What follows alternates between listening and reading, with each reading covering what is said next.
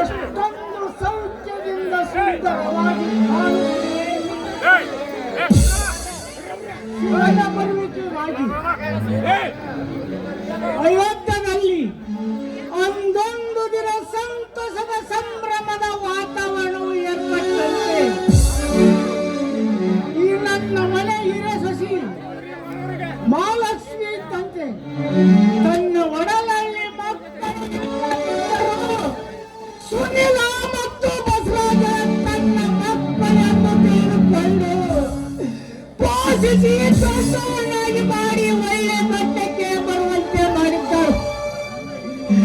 ಇದಕ್ಕೆಲ್ಲ ಕಾರಣನಾದ ನನ್ನ ಹಿರಿಯ ಮಗ ಶಂಕರ ಶಿವನ ಸ್ವರೂಪದವನು. ತನ್ನ ಅಣ್ಣ ತಮ್ಮಂದಿರನೆಂದಿಗೂ ಕಡೆಗಣಿನ ಕಂಡಿಲ್ಲ. ದೇವಿ ಜಗನ್ನಾಥೆ ನನ್ನ ನಮನವಾದ ಈ ಮನೆ ಯಾವಾಗಲೂ ನಗುತ್ತಾ ತಿರುತ್ತ ಮುನ್ನುಗ್ಗಲಿತ್ತ ವೇಳೆ ಆಯ್ತು. ನಾನು ಸ್ವಲ್ಪ ಇಲ್ಲೇ ಸುತ್ತಾಡ್ಕೊಂಡು ಬರುತ್ತೇನೆ.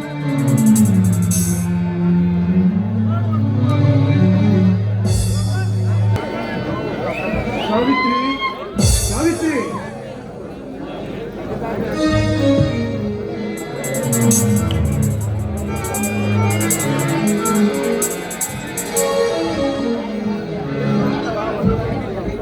ಏನ್ರಿ? ಸುನಿಲ ಮತ್ತು ಬಸವರಾಜ ಇನ್ನೂ ಬಂದಿಲ್ಲವೇ? ಇಲ್ಲ ರೀ, ಇಷ್ಟೊತ್ತಾದ್ರೂ ಅವರು ಬಂದೇ ಇಲ್ಲ. ಮಾವಯ್ಯನವರು ತೋಟವನ್ನ ತಿರ್ಕೊಂಡು ಬರ್ತೀನಿ ಅಂತ ಹೊರಗಡೆ ಹೋಗಿದ್ದಾರೆ. ಹೌದು, ನೀವು ಕೂಡ ಇದೇ ರೀತಿಯಾಗಿ ಸುತ್ತಾಡ್ತಾ ಇರ್ತೀರೋ ಅಥವಾ ಬಸವರಾಜನ ಹುಟ್ಟ ಹಬ್ಬ ಹತ್ರ ಬರ್ತಾ ಇದೆ, ಅದರ ತಯಾರಿಗಳನ್ನ ಮಾಡಲ್ಲ? ಏನೆಂದ್ರೆ ನನ್ನ ತಮ್ಮ 18 ವರ್ಷ ತುಂಬಿ 19ನೇ ವರ್ಷದಲ್ಲಿ ಕಾಲಿಡುತ್ತಿದ್ದಾನೆ. ಈಗ ಆತನ ಹುಟ್ಟು ಹಬ್ಬವನ್ನು ನಿಲ್ಲಿಸುವುದೇ? ಛೇ ಛೇ, ಅದಕ್ಕಾಗಿ ನನ್ನ ಅನುಮತಿ ಕೇಳಬೇಕೆ? ಸಾವಿತ್ರಿ, ನನ್ನ ಮನದಲ್ಲಿ ಒಂದು ಸಂಶಯ ಉಂಟಾಗತೊಡಗಿದೆ. ಸಾವಿತ್ರಿ, ನಮಗಂತೂ ಮಕ್ಕಳಾಗಲಿಲ್ಲ. ಮುಂದೆ ಇದೇ ರೀತಿ ನಮಗೆ ಮಕ್ಕಳಾಗದಿದ್ದರೆ ಸುನಿಲ ಮತ್ತು ಬಸವರಾಜ ನಮ್ಮನ್ನು ಜೋಪಾನ ಮಾಡಬಹುದೇ? ಅಲ್ಲ, ಎಂದೂ ಇಲ್ಲದ ಸಂಶಯ ನಿಮ್ಮ ಮನಸ್ಸಲ್ಲಿ ಯಾಕೆ ಮೂಡ್ತಾ ಇದೆ ಅಂತ ನನಗಂತೂ ಅರ್ಥನೇ ಆಗ್ತಾ ಇಲ್ಲ. ನೋಡಿ, ಯಾಕೆ ಈ ರೀತಿಯಾಗಿ ಸಂಶಯ ಮೂಡ್ತಾ ಇದೆ? ನನ್ನ ಎದುರಿನಲ್ಲಿ ಹೇಳಬಾರ್ದ ಅದೇನು ಅಂತ? ಬುದ್ಧಿ, ನಿನ್ನೆದುರಿಗೆ ಹೇಳದೆ ಮತ್ತು ಅವರ ಎದುರಿಗೆ ಹೇಳಲಿ. ಅದಕ್ಕೆಂದು ಹೇಳಿದವರೇ ಹಿರಿಯರು. ಸತಿ ಪತಿಗಳು ಜೋಡೆತ್ತಿನ ಬಂಡೆ ಇದ್ದಂತೆ ನೋಡಿ, ನಮಗಂತೂ ಮಕ್ಕಳಾಗಲಿಲ್ಲ. ಮುಂದೆ ಇದೇ ರೀತಿ ಮಕ್ಕಳಾಗದಿದ್ದರೆ? ಓಹೋ, ನೋಡಿ, ಸುನಿಲ ಹಾಗೂ ಬಸವರಾಜನನ್ನ ನಾನು ನನ್ನ ಹೊಟ್ಟೆಯ ಮಕ್ಕಳಂತೆ ಅವ್ರನ್ನ ಜೋಪಾನ ಮಾಡ್ತಾ ಇದ್ದೀವಿ. ಹೀಗಿರುವಾಗ ನಮಗೊಂದು ವೇಳೆ ಮಕ್ಕಳಾಗ್ಲಿಲ್ಲ ಅಂತಂದ್ರೆ ಅವರೇ ನಮ್ಮನ್ನ ಮಕ್ಕಳು ಅಂತ ಅನ್ಕೊಂಡ್ರಾಯ್ತು. ಅಷ್ಟೇ ಅಲ್ಲ, ಆ ಮಕ್ಕಳನ್ನ ನಾವು ಮುದ್ದಾಗಿ ಸಾಕ್ತಾ ಇದ್ದೀವಿ. ಹಾಗಿರುವಾಗ ತಾಯಿ ತನ್ನ ಮಕ್ಕಳಿಗೆ ಎದೆ ಹಾಲನ್ನ ಉಣಿಸುವಾಗ ಎದೆಯನ್ನ ಮಕ್ಕಳು ಕಡಿದ್ರು ಅಂತ ಹಾಲನ್ನ ಉಣಿಸುವುದನ್ನ ಬಿಟ್ಬಿಡ್ತಾಳ? ಅದೇ ರೀತಿ ನಾವು ಕೂಡ ಅವರನ್ನ ನಮ್ಮ ಮಕ್ಕಳು ಅಂತ ಸಾಕಿ ಸಲಹಿ ಜೋಪಾನ ಮಾಡುವುದು ನಮ್ಮ ಕರ್ತವ್ಯ. ಮುಂದೆ ನಮ್ಮನ್ನ ಸರಿಯಾಗಿ ನೋಡ್ಕೊಳ್ಳೋದು ಬಿಡೋದು ಅವರ ಕರ್ತವ್ಯ ಅಲ್ವೇ? ಒಂದು ವೇಳೆ ಅವರ ಕೇಡು ಬಗೆದರೆ? ಅದೇ, ಅವರು ಕೇಡು ಬಗೆಯೋದಕ್ಕೆ ಹೇಗೆ ಸಾಧ್ಯ ರೀ? ನೋಡಿ, ಅವರನ್ನ ನಮ್ಮ ಮಕ್ಕಳು ಅಂತ ನಾವು ಸಾಕ್ತಾ ಇದ್ದೀವಿ. ಮುಂದೆ ಒಂದು ವೇಳೆ ಅವ್ರೇನಾದ್ರೂ ನಮಗೆ ದ್ರೋಹ ಮಾಡಿದ್ರೆ ಅದು ಅವರಿಗೆ ಬಿಟ್ಟಿದ್ದು ಅಂತ. ಸಾವಿತ್ರಿ, ನಿಜವಾಗಿಯೂ ನೀನು ಧರ್ಮ ದೇವತೆ. ಈಗಿನ ಕಾಲದ 2ನೇ ತಾಯಿಯಾಗಿ ಬಂದು ವೈದುನರನ್ನು ಮಕ್ಕಳನ್ನು ಕಾಣುವ ನಿನ್ನ ಹಿರಿಮೆ ಅಮೋಘವಾದದ್ದು. ಸಾವಿತ್ರಿ, ನನ್ನ ತಮ್ಮಂದಿರು ಅವರೆಂದು ವಿರೋಧಿಗಳಾಗಲಾರರು. ಸರಿ ಬಿಡಿ, ನಿಮ್ಮ ಇಷ್ಟದಂತೆ ಆಗ್ಲಿ. ಬನ್ನಿ, ಈಗಾಗಲೇ ವೇಳೆ ಆಗಿದೆ, ಊಟ ಮಾಡೋರೆಂದು ಬನ್ನಿ. ಸಾವಿತ್ರಿ, ಹೊರಡಿ. ಊಟಕ್ಕೆ ಬರುವೆ, ಅದಕ್ಕೆ ನನಗೇನಾದರೂ ಸಂಭಾವನೆ? ಓಹೋ, ನಿಮಗೆ ಯಾವ ಸಂಭಾವನೆ ಕೊಡೋದು? ಅಲ್ರಿ, ಈ ರೀತಿ ಹುಡುಗಾಟಕ್ಕೆ ನಿಮಗೆ ಸಮಯನೇ ಇಲ್ವಾ? ಹುಡುಗಾಟವಲ್ಲ ಸಾವಿತ್ರಿ, ಇದು ಪ್ರೇಮದ ಬಡಿದಾಟ. ನಿನ್ನಂತ ಶ್ರೀಮತಿ ಇದೇನು ಹೊಸದಲ್ಲ ಹಾಡುತ್ತಾರೆ?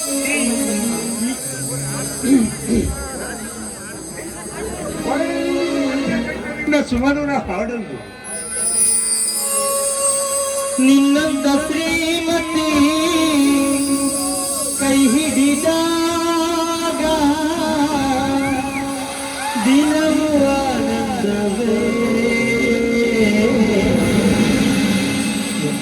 ಹೀಗೆ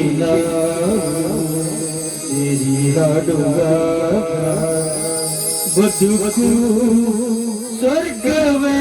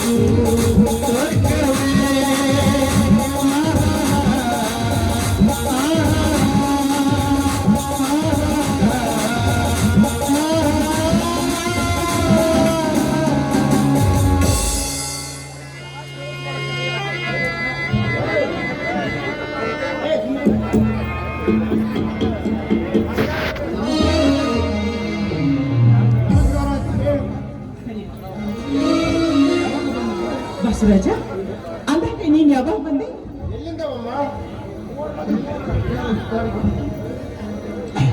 ಹಾಗಲು ಸುಡೀಲ ದಿನಾಲು ಸುತ್ತಾಡಿಕೊಂಡ ಬಂದ ಕೂಡಲೇ ನಮಸ್ಕರಿಸುತ್ತಿರಲಿಲ್ಲ.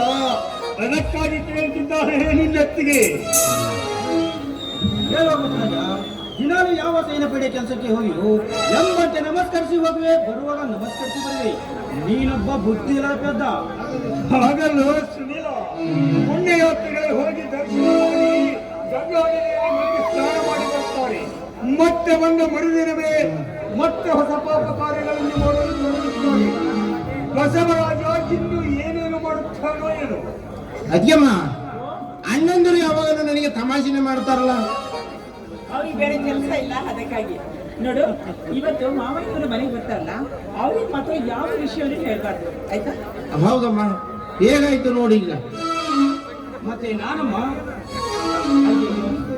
ನೋಡು, ಅವನೊಬ್ಬನೇ ನನ್ನ ಮಗ ಅಂತ ನಾನು ಅನ್ಕೊಂಡಿಲ್ಲ. ನೀವಿಬ್ರು ನನ್ನ ಮಕ್ಕಳು ಅಂತ ಅನ್ಕೊಂಡಿದ್ದೀನಪ್ಪ.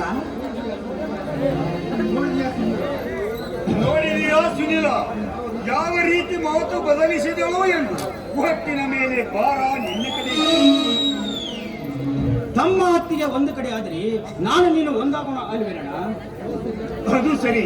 ಮತ್ತೆ ಅಪ್ಪ ಯಾರ ಕಡೆ? ಅಪ್ಪ ನಮ್ಮ ಕಡೆ ಅಲ್ಲವೇನಮ್ಮ? ಅಪ್ಪ ಹಾಗಲ್ಲ ಹೋಗಲ್ಲ, ಅಪ್ಪ ನಮ್ಮ ಕಡೆ. ಹೌದಮ್ಮ,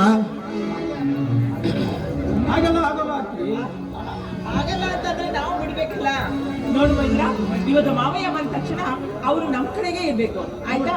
ಅದು ಮಾತಾಡ್ತಿರ್ಬೇಕಾದ್ರೆ ಅವರೇ ಬರ್ತಾ ಇದ್ದಾರೆ.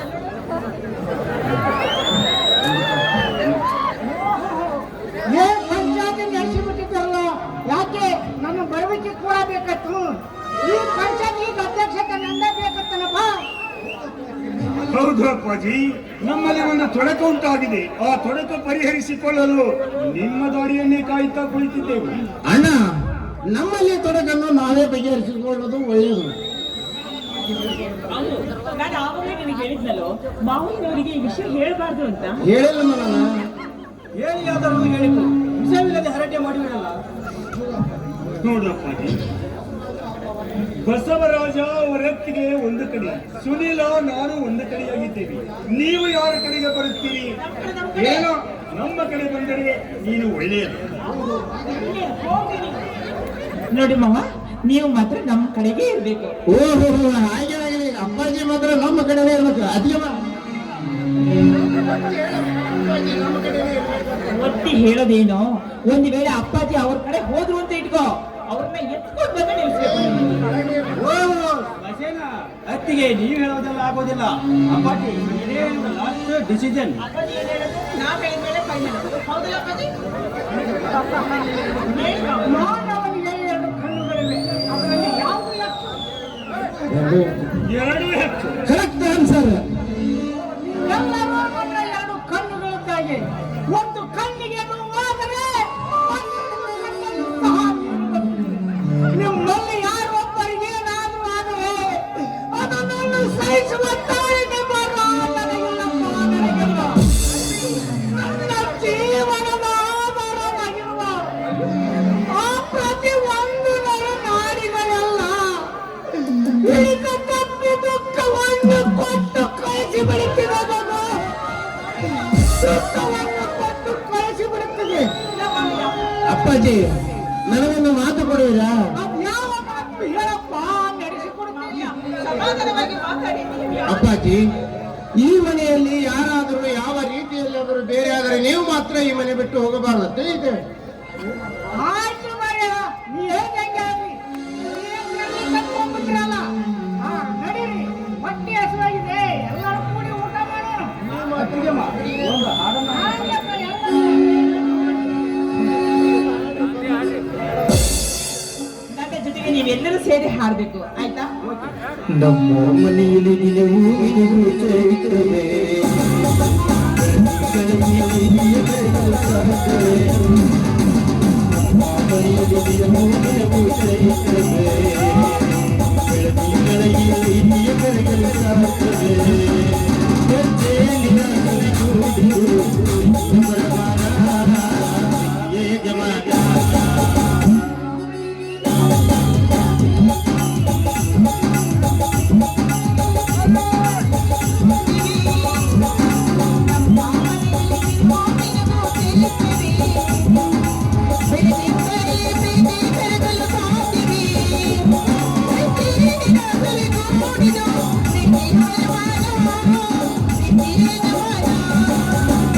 ಮನೆಯಲ್ಲಿ ನಿಲವು ನಿಲವು ಚೈತ್ರವೇ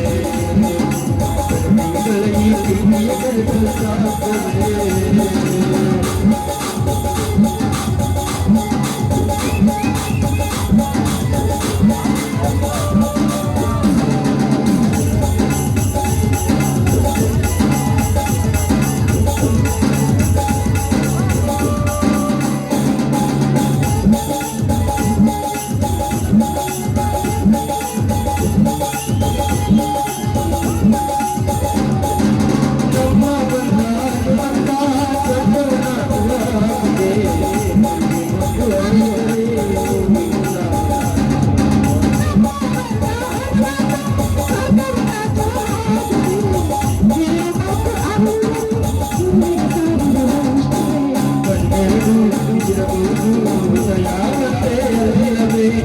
ಮಗಳು